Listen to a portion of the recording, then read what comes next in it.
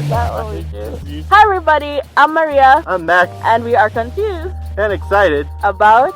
Jenga Yay! Nyumba kwa Mgomeni Part 2. Part 2. So today, we want to take some measurements to determine how far back the house should be. One special thing is that we're going to leave most of the forward parts just like...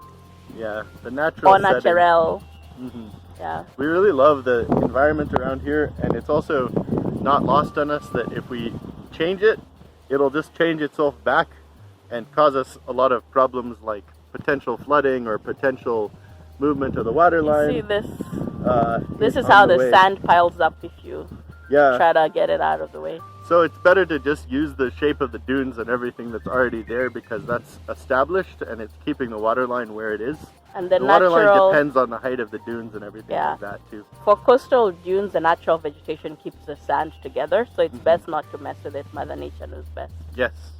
And we know worst, so we're going to try to do that real good today. Well, fancy seeing you here, little stranger.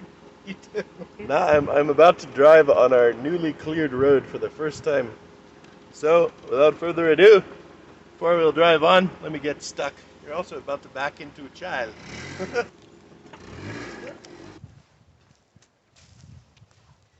Maybe we should just walk up and see how it's looking, and then we can just kind of decide what to do. Hii mountain ya mchanga ni kubwa sana, nataka kufinya. So there is 15. Right where Samuel is standing, that's where the front entrance is. So after a great deal of measuring, double checking, a surprise tropical rainstorm, a detour to the local Che Chalet for some amazing soft-shell crab, and deeply regretting the fact that we did not let AI design our house. Oh wow, look at that. We were ready to begin designing. We have the master plan, it looks great, and we just want to double check and figure out exactly where we have to move the plants and the mchanga to get out of the way for the house. So as you can imagine, we had a huge design process in front of us. But luckily we were able to work with our talented engineer and architect to create something we think is really going to be great. Okay, so this is the part where we get to torture the engineer and to make the architect do a lot of redraws. We've gone through, what have we done? We've gone through glass, we've gone through pagolas, we've gone through arches, we've gone through triangles, we've gone through the wind blowing the roof off, which we decided wasn't the best plan. Now we're trying, what is it? Parallelograms, trapezoids. Yeah.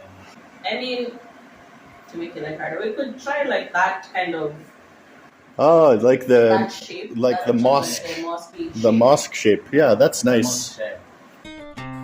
So once that was all set, we got the 3D rendering back from our architect, and it looks awesome. It's so amazing to be able to visualize the house that was once just a germ of an idea, and it was great to be able to see how it looks both by day and by night.